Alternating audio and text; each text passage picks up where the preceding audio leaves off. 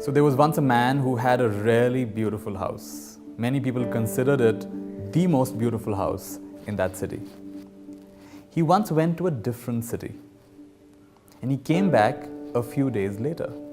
When he arrived in the city, he was surprised to find that in the sky, in the distance, he saw a lot of smoke.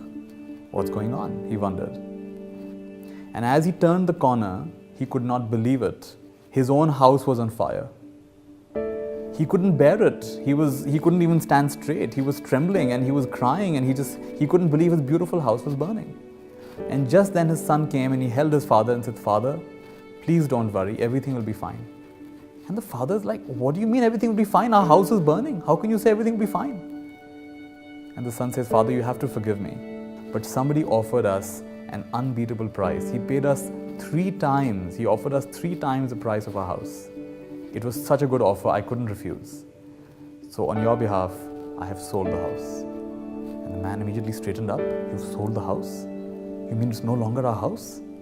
And suddenly he was witnessing the burning of the house, like the hundreds of other people who had gathered over there. And just then his second son comes and he says, "Father, how come you're looking so relaxed?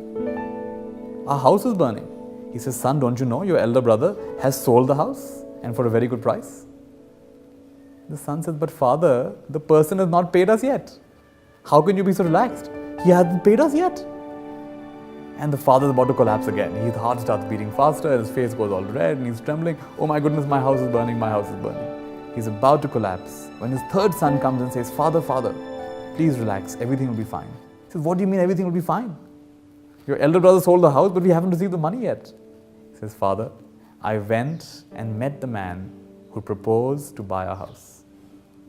And he said, I will give you whatever I promised you. These are my values. I live by my word." And again, he's standing calmly and looking at the burning house as though somebody's house is burning.